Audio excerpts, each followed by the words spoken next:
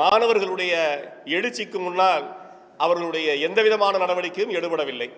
அவருடைய கோரிக்கைகள் இதில் வெற்றியடைந்திருக்கிறது. அதில் குறிப்பாக மத்திய கல்வி அமைச்சர் தர்மேந்திர பிரதான் பதவி விலக வேண்டும் என்பது பதவி விலகியிருக்கிறார். அந்த உயிரிழந்த மாணவர்களுக்கு 1 கோடி ரூபாய் கொடுக்க வேண்டும் என்பது நடந்திருக்கிறது.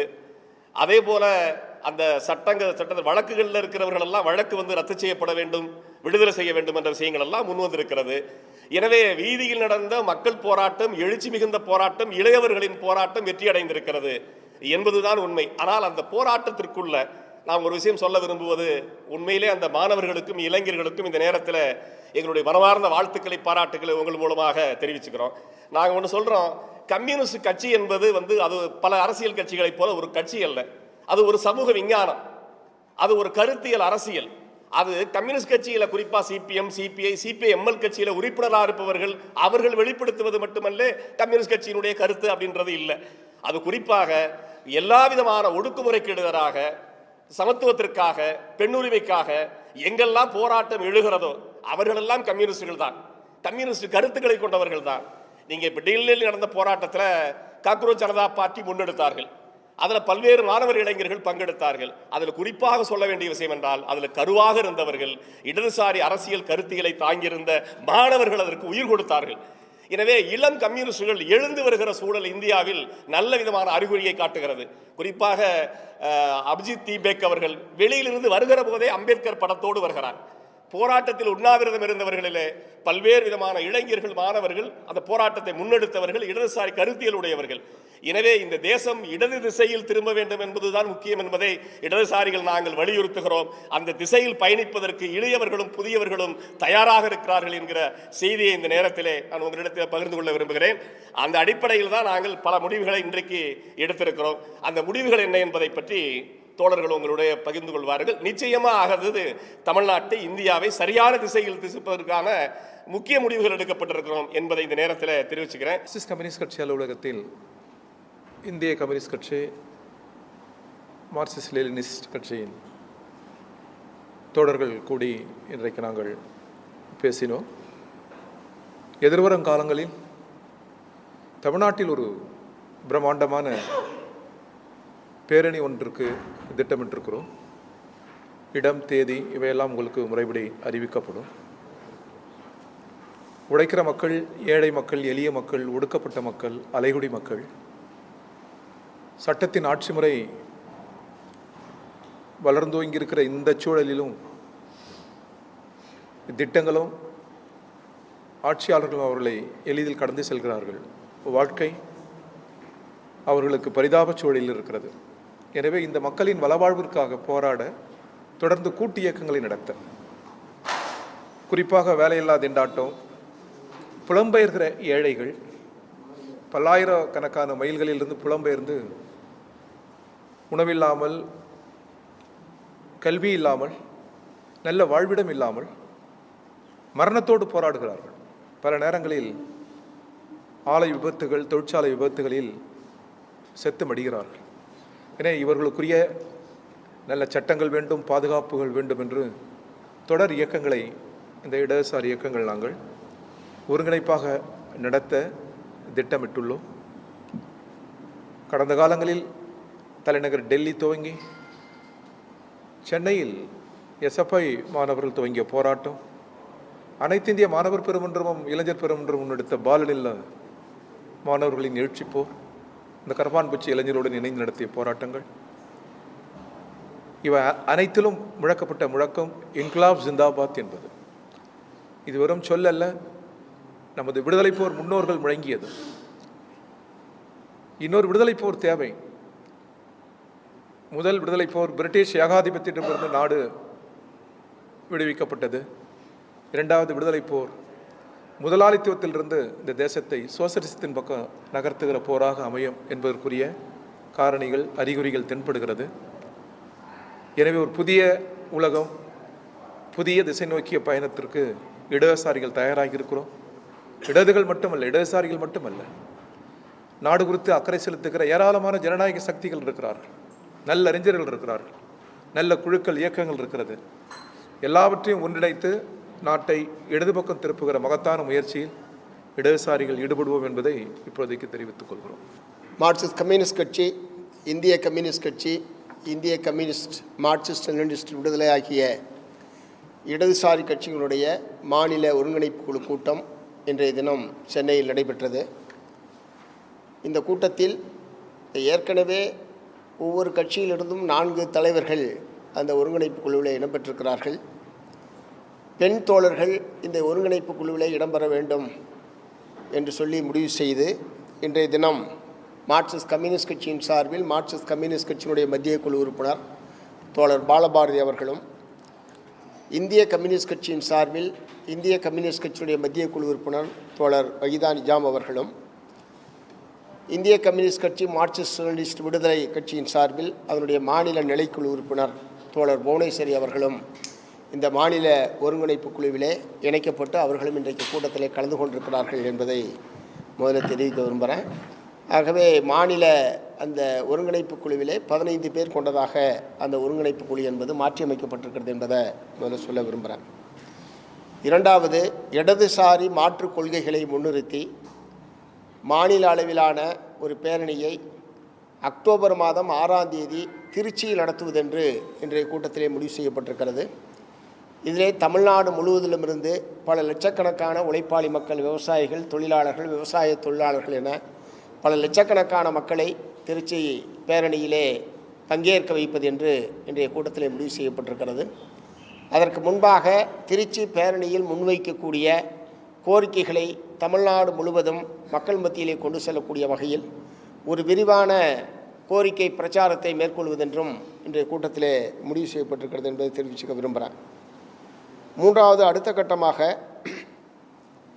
வரக்கூடிய செப்டம்பர் மாதம் 5ஆம் தேதி கூடி இந்த பேரணியை வெற்றிகரமாக நடத்துவது, தமிழ்நாடு முழுவதும் அதற்காக செய்யப்பட்டிருக்கூடிய தயாரிப்புகள் உள்ளிட்ட விஷயங்கள் சம்பந்தமாக மீண்டும் செப்டம்பர் மாதம் 5ஆம் தேதி கூடி இந்த பணிகளை சிறப்பாக செயல்படுத்துவது சம்பந்தமாக மீண்டும் கூடி விவாதிப்பது என்று இன்றைய கூட்டத்திலே முடிவு செய்யப்பட்டிருக்கிறது என்பதை தெரிவித்துக் கொள்கிறேன். அடுத்து நீ கேட்கலாம். செப்டம்பர் 5ஆம் தேதி இந்திய கம்யூனிஸ்ட் கட்சி அலுவலகத்தில் அந்த கூட்டம் நடைபெறும்.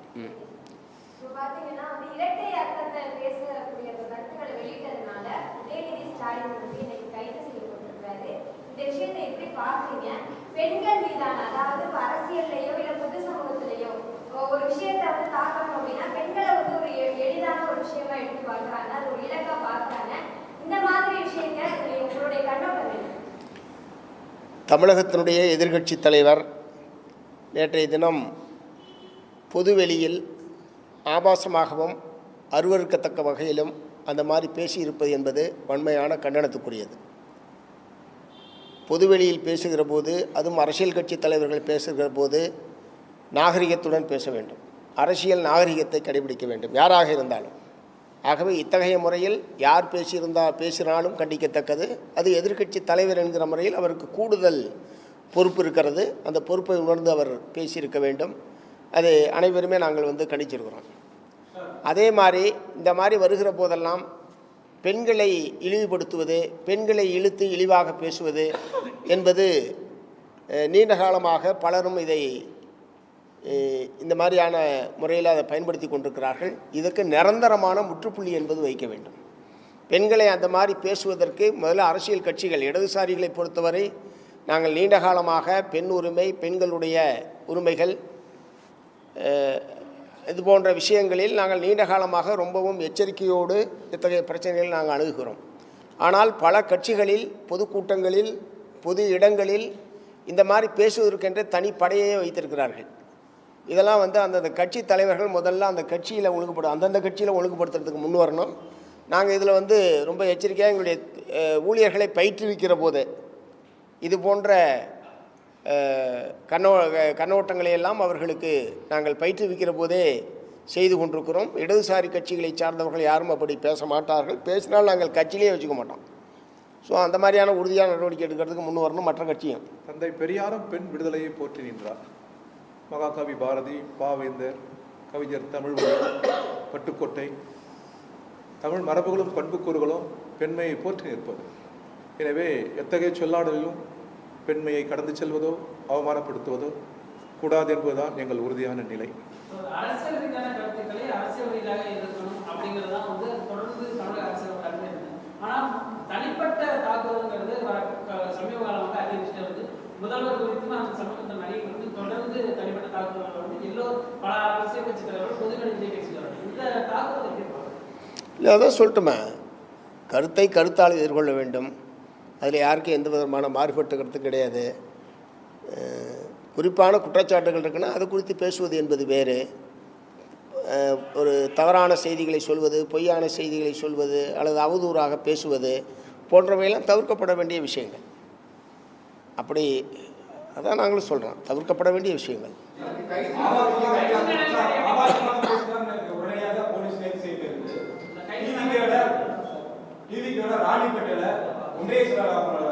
ஒரு பெண்ணை வந்து ஆபாச வீடியோ எடுத்து மிரட்டிட்டு இருக்காரு. அவங்க சேனலா வந்து இன்டர்வியூ கொடுத்துருக்காங்க. டிஜிபி ஆஃபீஸ்லயும் வந்து புகார் கொடுத்துருக்காங்க. அவங்க மேல எந்த நடவடிக்கையும் இல்லை.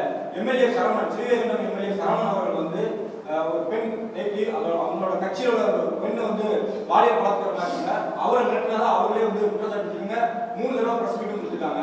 அவங்க மேல எந்த நடவடிக்கையும் இல்லை. எப்படி பார்க்கணும்? இல்லை, எந்த கட்சியை சார்ந்தவர்களாக இருந்தாலும் பெண்களை பாலியல் ரீதியாக பேசுவது, பாலியல் வன்புணர்வு குற்றங்களுக்கு புகார்களுக்கு உள்ளாவது யாராக இருந்தாலும் அவர்கள் மீது சட்டப்படி நடவடிக்கை எடுக்க வேண்டும் என்பதில் யாரும் மாறுபட முடியாது. எடுக்கணும்னு சொல்கிறோம். நாங்கள் எடுக்கணும்னு அப்போருந்தே சொல்லிட்டு இருக்கோம். நீங்கள் இன்றைக்கி தான் கேட்குறீங்க. ஸ்ரீவைகுண்ட விஷயம் என்னைக்கு வெளியே வந்ததோ அன்னையிலேருந்து நாங்கள் சொல்லிட்டு இருக்கோம். நீங்கள் கேட்கறது தான் லேட்டு. சார், அது மட்டும் இல்லாமல் கடந்த கால அரசியல் வரலாற்றை பார்க்கும் பொழுது ஒரு நாகரிகமான முறையை பார்க்க முடியாது. ஆளுங்கட்சியாக இருந்தாலும் சரி, எதிர்கட்சியாக இருந்தாலும் சரி. ஆனால் இப்போ பொது வெளிகளில், பொது மேடைகள்லேயே ஆளுங்கட்சி உறுப்பினர்களாக இருந்தாலும் எதிர்கட்சி உறுப்பினர்களாக இருந்தாலும் தரம் தாழ்ந்த கருத்துக்கள், அதே போல சொல்லத்தக்க முடியாத வார்த்தைகளை பயன்படுத்தி பேசக்கூடிய ஒரு நிகழ்வுகளை பார்க்கிறோம். இளைய தலைமுறை இப்போ நிறைய பேர் அரசியல் நோக்கி வராங்க. இது வந்து ஒரு மாற்று சிந்தனையை உருவாக்காதா?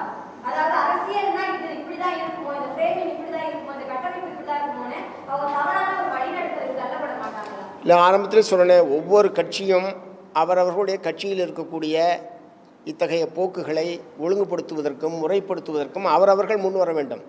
பொதுவெளியில் அறிவுரை சொல்கிறது என்பது வேறு.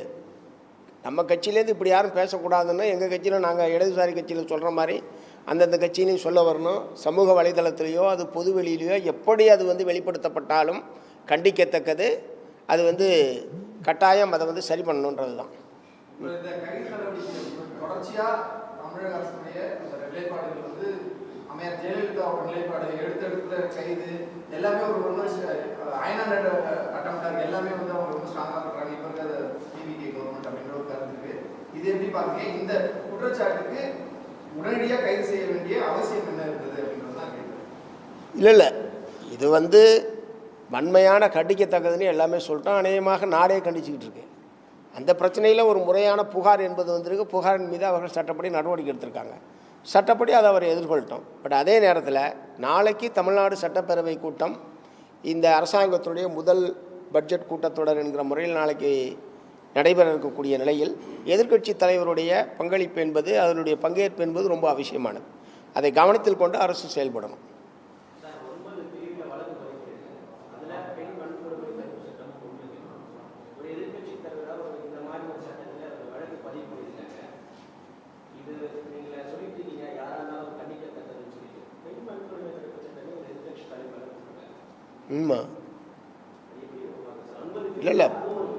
இல்லை, புகார்கள் என்னன்னு பார்க்கணும். புகாரின் மீது எஃப்ஐஆர் போடப்பட்டிருக்கு. எஃப்ஐஆர் என்பது ஒரு ஆரம்ப கட்ட நடவடிக்கை சார். அதன் மீது அவர் சட்டப்படி எதிர்கொள்வதற்கு எவ்வளோ வாய்ப்புகள் இருக்குது. அதனால் அது வந்து சட்டப்படி அவர் எதிர்கொள்வார். முதல் விதிமுறை அறிக்கை நடக்கிற இந்த நிலையில எதிர்கட்சி தலைவர் கைது பண்ணி எதிர்கட்சியுடைய செயல்பாடுகளை முடக்கும் வகையில் இந்த கைது இல்லை, நான் தான் சொன்னேன், எதிர்கட்சிகள்லாம் முடைக்கிற முடியாது. அவங்க என்ன ஒருத்தராக இருக்காரு, எங்கள்கிட்ட யாராவது 2 பேருனா அது பிரச்சனை. அவரை ஒருத்தர் கைது நான் தான் சொன்னேன், எதிர்க்கட்சி தலைவர் என்கிற முறையில் சட்டப்பேரவையில் அவருடைய ப்ரெசன்ஸ் என்பது ரொம்ப முக்கியமானது. நாளைக்கு பட்ஜெட் கூட்டத்தொடர் துவங்குகிற நிலையில் அதை கவனத்தில் கொண்டு அரசு செயல்பட வேண்டும். எதிர்க்கட்சி இதை வந்து இப்போ 2 கோணமா நான் பார்க்கலாம்னு நினைக்கிறேன். என்னன்னா, பெண்களை பற்றி பேசும் பொழுது அதற்கான நடவடிக்கையான ஒரு கைது அது வரவேற்கலாம். இருந்தாலும் ஜனநாயக ரீதியாக போராடக்கூடியவர்களை தாவேக அரசு போராட அனுமதிப்பது கிடையாது. இப்போ நாளைக்கு போராடினா இன்னைக்கு நைட் வந்து காவல்துறை வந்து இன்னைக்கு அனுமதி கிடையாது.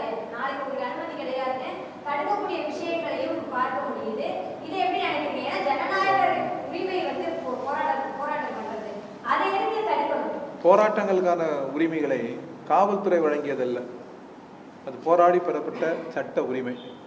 எனவே காவல்துறை சர்வெண்ட் டு த பீப்புள். அவர் சட்ட ஒழுங்கை காக்கிற வேலையா காவல்துறை? எல்லாவற்றுக்கும் மேல் மக்கள். சட்ட அனுமதிக்கிறது போராடுவதற்காக. போராட்டங்களில் தான், அதில் உழைக்க மக்களின் போராட்டங்களில் தான் ஜனநாயகம் வளர்கிறது. ஒடுக்க நினைக்கிற, அடக்க நினைக்கிற எந்த அரசும் வெற்றி பெற்றதாக வரலாறு இல்லை. அதிலிருந்து புதிய அரசும் பாடங்களை பெற்றுக்கொள்ள வேண்டும். எனவே உழைக்கும் மக்கள் போராட்டங்கள், மாணவர் இளைஞர் போராட்டங்களை முடக்க நினைக்கக்கூடாது, ஒடுக்க நினைக்கக்கூடாது. உரிய இடங்களை வழங்கி அதை ஊக்குவிக்க வேண்டும். அதுதான் ஜனநாயக அரசு. ஓகேவா? Right sir. Okay, thank you. Police நடக்குது. அதுக்கப்புறமா இங்க போராட்டம் நடக்கும்போது லைஃப் நடக்கிற போராட்டம் அதுக்கும் நடக்குது. கிட்டத்தட்ட பாஜக மாதிரி அரசு செயல்படுறாங்க. பாஜக அரசு மாதிரி செயல்படுதுன்ற முடிவுக்கெல்லாம் வர வேண்டிய அவசியம் இல்லை. இது தமிழ்நாட்டுக்குள்ளே இருக்கக்கூடிய பாரதிய ஜனதா கட்சி, நாடு தழுவிய கட்சி, அதனுடைய திட்டம், கொள்கை எல்லாமே முற்றிலும் இந்த நாட்டு மக்களுக்கும் நாட்டினுடைய அரசியல் சாசனத்துக்கும் விரோதமானது. அதோடு எப்படி தாவேக்காவை நீங்கள் ஒப்பிடுறீங்க? தாவேக்கா அரசாங்கத்துடைய போராடுகிற உரிமையை எந்த அரசாங்கம் தடுத்தாலும் நாங்கள் எதிர்ப்போம். அதை முறியடித்து எங்களுடைய போராட்டம் நடக்கும். அப்படி தான் இவ்வளோ காலம் நடந்திருக்கோம். அவங்க தடுக்கிறதுனால அங்கே போராட்டம் நிறுத்திட மாட்டோம். தடுக்கிறது தவறு என்பது தான் தோழர் சொல்லியிருக்காரு. ஏன்னா அது அடிப்படை அரசியல் சாசனம் வழங்கியிருக்கக்கூடிய அடிப்படை உரிமை. அதை மறுக்கிறதுக்கு தாவேக்காவோ திமுகவோ அதிமுகவோ யாருக்கும் ரைட்டு கிடையாது. அப்படியெல்லாம் தடுத்த போதெல்லாம் மீறி தான் நடத்திருக்கோம், மீறி நாங்கள் நடத்துவோம். அதுதான் எங்களை பொறுத்த வரைக்கும் நிலைப்பாடு. அதனால் நாங்கள் அனுமதி கொடுத்தா நடத்துறது, இல்லைன்னா நாங்கள் ஓடி போய் ஒழிஞ்சுக்க அந்த ஏற்பாடுலாம் கிடையாது. தடுத்தால் மீறி நடத்துவோம், தடுக்கக்கூடாது. அது சட்டப்படி தவறு. என்னங்க?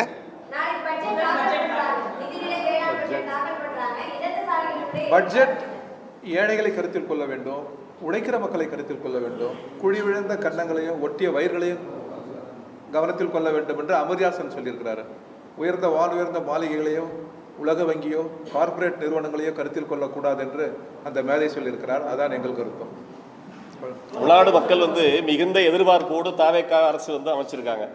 இவங்களும் பல்வேறு விதமான தேர்தல் வாக்குறுதிகள் சொல்லியிருக்காங்க.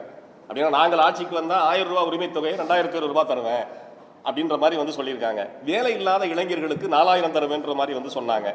சிலிண்டர் வருஷத்துக்கு 6 தருவேன்ற மாதிரி சொன்னாங்க. விவசாயிகளுடைய கடன்கள் தள்ளுபடி பற்றி பேசினாங்க. இதெல்லாம் அவங்க பேசினது தான். நம்ம என்ன சொல்றோம்னா, உங்களுடைய முதல் பட்ஜெட்டை மக்கள் ஆவலோடு எதிர்பார்க்கிறாங்க. இந்த பெண்கள் பார்த்தீங்கன்னா தமிழ்நாட்டில் 54% பெண்கள் ரத்த சோகைக்கு ஆளாகிறாங்க அப்படின்ற புள்ளி விவரம் ஒன்று இருக்கு. இன்னும் நிறைய விவரங்கள் அதை ஒட்டிய விவரங்கள் இருக்கு. எனவே பெண்களுடைய நலன் கருதி இருக்கிற நெருக்கடியை கணக்கில் கொண்டு நீங்கள் சொன்ன தேர்தல் வாக்குறுதியுடைய 2500 ரூபாய் உரிமை தொகைன்றதை இந்த பட்ஜெட்லேயே வரும்னு நம்ம வலியுறுத்தோம், எதிர்பார்க்கிறோம். உங்களுக்கு வாக்களித்தவர்கள் 70% பேர் இளைஞர்கள், புதியவர்கள். அவர்கள் தான் வேலை இல்லாமல் நிற்கிறாங்க. 4000 ரூபான்ற விஷயத்தை தயவுதாட்சியம் இல்லாமல் உடனடியாக அதில் அறிவிங்க. இன்னைக்கு பார்த்தீங்களா, இப்போதான் தண்ணி வருது. 3 போகம் விவசாயம் போயிடுச்சு. நான் போன முறையும் வலியுறுத்துறோம். இப்போ நீங்க விவசாய கடனை நீங்க சொன்ன அடிப்படையில் செய்யுங்க. நீங்கள் என்னெல்லாம் தேர்தல் வாக்குறுதி செய்தீர்களோ அந்த தேர்தல் வாக்குறுதியை நடைமுறைப்படுத்துங்க. மக்கள் எதிர்பார்க்கிறாங்க, நாங்களும் எதிர்பார்க்கிறோம். எழுச்சி மிகுந்த போராட்டம் ஒரு மிகப்பெரிய அடியை பிஜேபிக்கு, மோடிக்கு கொடுத்திருக்கிறது.